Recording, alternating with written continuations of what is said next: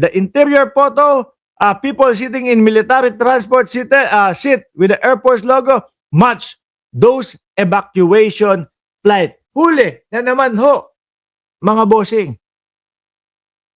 Kasi naman alam nyo ho, mga DDS, para hindi kayo umaabot sa punto na magpe-fake news at kailangan pa i-regain yung tiwala ng taong bayan sa Vice Presidente,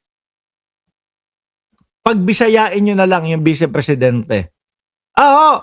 Kasi yan yung unang nila, yung unang salita nila. Pag ipinipilit ho kasi mga kababayan na magtagalog, no? Ang nangyayari, nalilito Kaya kung makikita nyo ho, yung mga sinasabi at kung paano po mag-i-interviewin ang Vice Presidente, minsan parang lutang na lutang ho Dati, inaasar natin nang bubisit tayo doon sa mga kakamping. Leni Robredo, lutang. Ganun pa tayo di ba? Pero kung bakit at paano natin inaasar yun, kasi paulit-ulit, nakakailang beses. Pero yung sinasabi ni Atty. Leni Robredo dati, makukuha mo yung punto Nauulit niya lang kapag siya ay nagsasalita. Pero may rekta, may pupuntahan. Yung kay Vice Presidente, nung isang araw lang Yung pagpapaliwanag lang po doon sa kung sino si Mary Grace Piatos at pagpapaliwanag sa iba, hindi ko maintindihan. Hindi ko alam kung ako lang ba ang hindi makaintindi o tayong lahat ang hindi makaintindi. Ang hirap pong intindihin talaga mga boss, chief, amo, sir. No? At parang hindi pinag-iisipan. Pero baka, ang gawin ninyo, salita si BP, Bisaya, no? Tapos lagyan na lang ng kumbaga translator or kung ano man na caption diyan. Sabi ni Remy Nopiel, wala kasing script si Sara sa kanyang mga pinagsasasabi. Simula pa lang ho dati mga kababayan. Yung pagpapahukay pa lang ho dati mga bossing sa bangkay ni Apo Lakay. No? Lahat ng press conference, lahat ng mga interview ng Vice Presidente, kung hindi papatay ng tao, kung hindi mamamatay tao, hindi mo naman maintindihan. Kaya hindi natin masisisi si Atty. Claire Castro kung babanggitin at sasabihin niya itong mga boss. She said that napakadaling magpadala ng aeroplano. She mentioned a friend na nakauwi daw from Dubai despite the airspace closure. She mentioned na ang dami daw na ayaw umuwi allegedly dahil wala daw may bibigyan na trabaho ang BBM administration. Unang-una po siguro at Hindi. Nung nakaraan lang meron tayo ipinakita mga kababayan na hindi hahayaan ng gobyerno ni Pangulong Bongbong Marcos na na umuwi ng luhaan yung ating mga kababayan. Meron pa nga po bang programa para turuan at gabayan po yung mga kababayan natin na mag-umpisa ng kanilang negosyo. Meron pa nga mga boss, chief, amo, sir, na bibigyan ng trabaho para po doon sa mga kababayan natin. Ano itong pinapakalat na naman ng mga DDS? Kayo talaga mga DDS yan ang problema po sa mga hindi nag-aaral at hindi nag-iisip. Uy, sandali. Atty. Claire, dahan-dahan ka. No?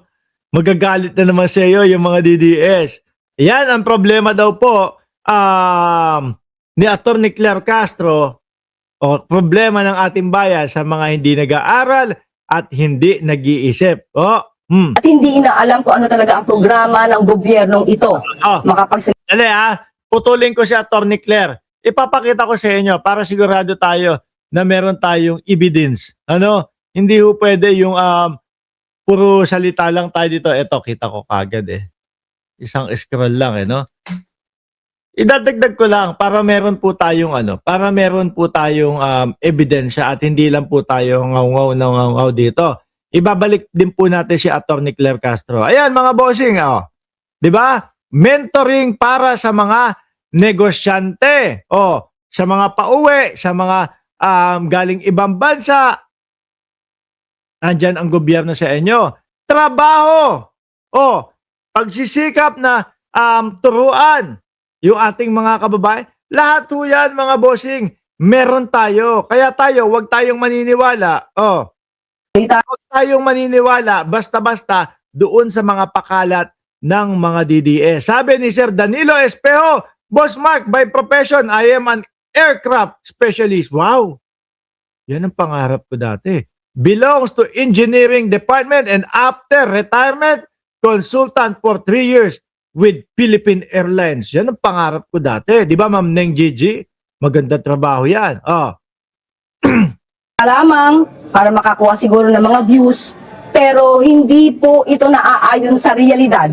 Unang-una po, kapag ka po ang isang leader, dapat siya ay nagbibigay ng opinion, siya ay nagsasuggest, nagbibigay ng desisyon, ayon sa katotohanan, ayon sa facts, ayon din sa mga sitwasyon at Ewan ko ho laging sinasabi ng mga DDS nakakahiya na daw po ang Pilipinas.